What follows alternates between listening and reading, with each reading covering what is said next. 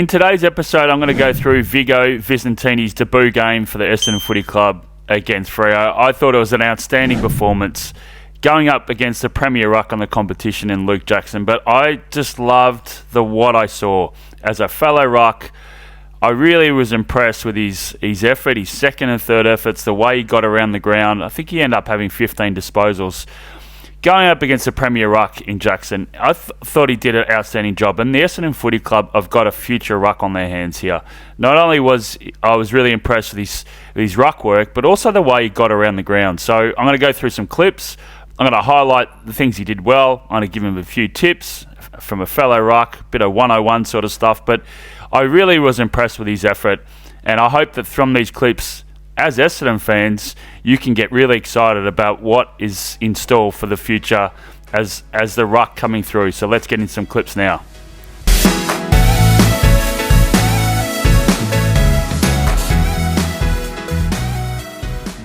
So you always got to highlight the first touch. So there he is there early in the game, and this is Jackson. So he's on goal side, but it's about being mindful. As a ruck, you've got to be goal side of your opponent, but you've got to be on the 45.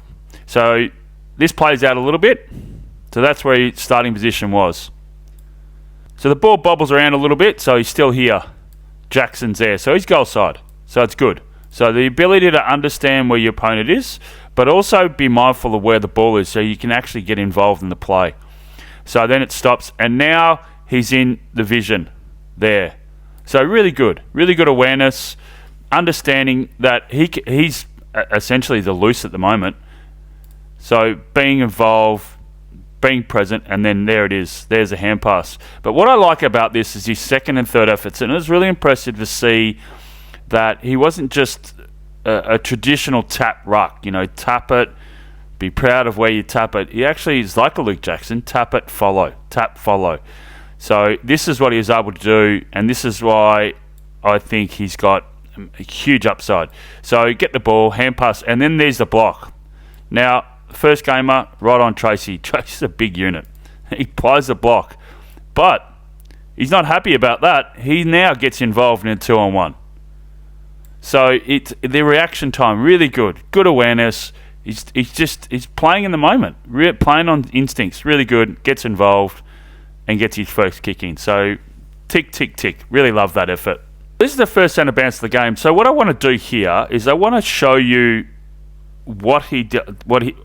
There's a couple of videos. So there's one here, centre bounce, and there's also a stop play. So what I want to do here is just give him some feedback. I want to encourage. Hopefully he gets to see this, but I want to give him some advice. So when you've got, this is 4 meters. Your arc, right? So on your side, he's flat-footed here, so 2 feet together. And I'll show you the next, and you'll see a big difference. So by starting flat foot, you actually then get into a stuttering mode, and see the stuttering mode there. So essentially, how you've got to set this up as a ruck, you've got to use it as though you're on the starting blocks. 1 foot in front of the other, and you just accelerate into the opponent. Really have a crack, and he sort of gets a bit tangled here. So stutter, stutter, stutter, stutter again. So, yep, first centre bounce, first game, get it. But what I would like him to do, continue to do, is in the next clip, and I'll show you. So in this clip, he's 1 foot in front of the other. Right, so a starting block. Now see the reaction here and the difference in the acceleration and the elevation he gets when he's actually in this, and then he explodes. So see those steps, and look at that elevation he gets right into the rib cage, his knee, and look how high he gets. So you can see the comparison. When you're flat-footed, you sort of got to stutter. If you're in it's almost like you're on the starting block motion. You got 1 foot in front of the other. You see the ball at its highest point, and then you accelerate, and this is how you get this elevation. So just a little one-on-one for him. I think he just needs to get his foot one in front of the other. And for this, it's all about education. I want to encourage the kid because he's got super talent. So obviously a ball up. What I'd like him to do is focus on the ball drop. So when you're not in your weight division, put it that way, obviously got a bit of bulk to put on, you got to focus on your timing with ball ups. And how you focus on the timing is when the umpire drops the ball, you move. So I would like him to actually be in a position to get in front, use his body, but timing. Because once the ball goes in the air, as I said, everyone's eyes go in the air, including the rucks, and this is where you can actually check them. But it gives you the advantage. So I like to call it the triangle. So what the triangle is there's the ruck, you're the ruck, and the ball. So it's a triangle. Okay? What you don't want to get into this situation is those two triangles meet together. You want to cut the triangle. So what I mean by that is this triangle is what you've got to do is try and cut his angle and let him bring you to the ball. So if you can check him early, and I'll show a clip, the next one he does really, really well. There's one he does really, really well, and there's a boundary throw-in where he checks Luke Jackson and he actually gets a free kick. But you've got to cut the triangle. Don't meet at the same point. So if he moves now, when the ball is down with the umpires, he can then come across and check Jackson, and then Jackson's momentum will bring him to the ball and he would be in front. So that's how you cut the angles. That's how you cut the triangle. But they're both of them are flat-footed when the ball is dropped. So this is an advantage. This is what I would like him to work on, because it can give him an opportunity when he goes up against big fellas like the Max Gorns, the Sherrys, the Briggs of the world. He can give himself a better opportunity to try and win because of his frame at this point in time. So when the ball goes up, because they've started the triangle, they meet together. Even though he gets in front really good, but they're meeting together. But if he could actually come across him early, then he puts him out of position, then Luke brings him to the ball. So just sort of help him there with his ball ups. So when you come to this is, so there he is there, and then Jackson comes into play somewhere. Jackson's there, right? So what you need to do is you get the ball's going to drop here, so you need to get yourself in between the drop of the ball and where your opponent is, and he does this really, really well. So he cuts the angle. As I was saying about the triangle, you got 1, 2. There's the ball. There's your triangle, right? But Visentini cuts off Luke Jackson's triangle side, and then be able to get, here he goes across now. Now there he's in line with the drop of the ball. So really good body position. Really like that. This is what he's got to continue to fight, and then he's able to win the tap. So really good. So same again. So here's a boundary throw in. So the drop of the ball is going to be somewhere here. Visentini's he's starting behind there, but he's able to get himself in between the drop of the ball and where Jackson is. And this is what allows him to get front position, but also win the free kick. So there he goes. He checks him. So the drop of the ball's here, somewhere in this position, and he's in between where the drop of the ball is and where Luke Jackson is. Free kick over the shoulder. So really good. So that's what he needs to keep. He needs to work on cutting angles when it comes to ball ups, because going against these bigger guys, they do that really well. So he's got to start working on that sort of stuff. The other thing I like about him, and the commentators didn't, I think they might have picked up, is his kicking style. He's a really good kick. So this is the space. He's got a really good action. I really like it. Really good kicking out. And there's the lead.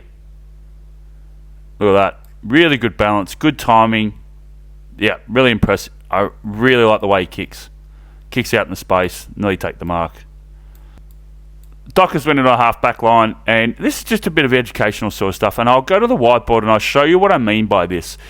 So Archie Roberts picks up Luke Jackson and then gets sucked in the contest, and it should have been running with Luke Jackson. This is Luke Jackson's first goal, but I just want to run you through, when you see behind the goals, what I would like Visentini to do. It's all learning. It's not having just learning opportunity for him.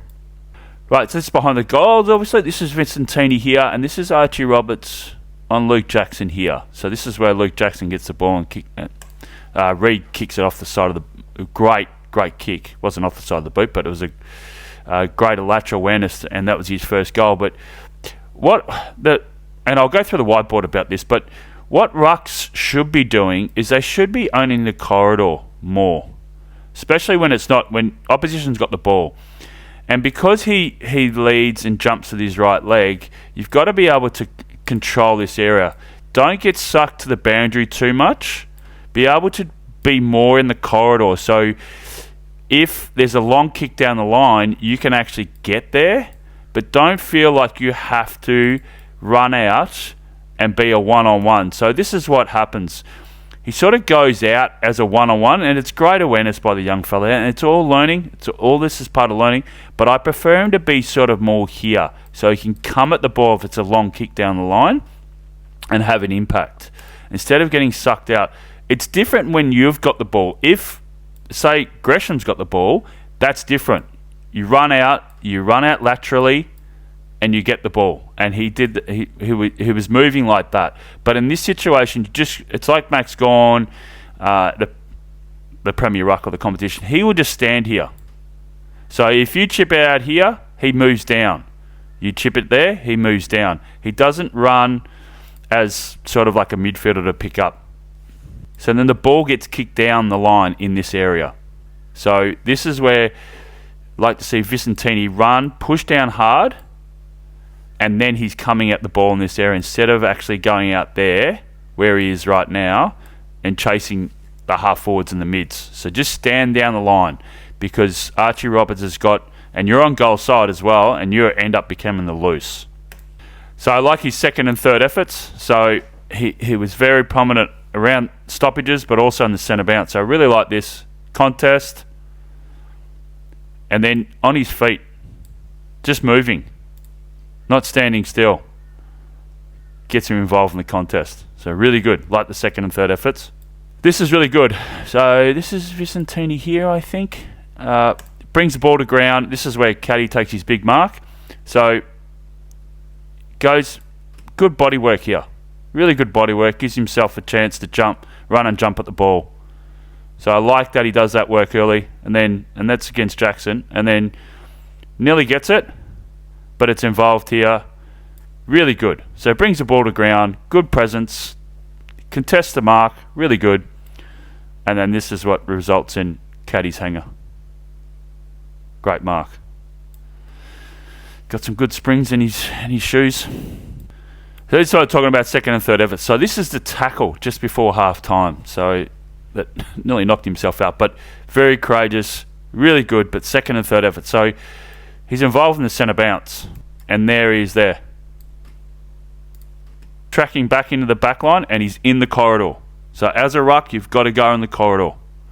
Got to own that space, and that's how you be able to flare out. And then comes, bang, great tackle. Rolls him too. Good tackle technique. So great second effort there. Awesome stuff. And then the last part, he did this a couple of times in the game. He gets deep inside D50. I love this from a ruck. Get back. Give yourself some room. It's like a forward. Give yourself room to come at the ball. So it's a slow play outside Freo's forward 50. Goes in. There he is there. Just the confidence to go for the mark. And I want to encourage him to keep doing this, because he's tall, he's athletic, but he jumps its highest point. Really good. And no one's gonna he keeps doing that. He went for that mark that ended up the result with Caddy. I just love this. He's just going for it. Really good. Get down deep. Good elevation. Great mark. So I was really impressed with his game. Debut game, 15 possessions. Playing against the Premier Ruck, mind you. But what I saw would hopefully give enough confidence to the Essendon supporters to go, you got a future ruck here. He is going to be a good player. So let's go to the whiteboard, and I'll just show you that one where I was explaining about down the line and where I'd like him to position himself a bit more. So there was a stop play there. I think Brayshaw had and so Freo's kicking right of screen. So I'll use Max Gawn as an example. What they tend to do, or what Max Gawn tends to do, is own the corridor. So his running patterns are a lot through the corridor, and then he'll flare out to these areas. So when Freo's got the ball, as they did in this situation, he'll push hard down. So I'll display. So the ball's there, Freo's got it. He'll push hard down and then stand here. He won't stand near the boundary. He will allow the opportunity for him to get there, and that comes with reading the eyes of the player who's got the ball.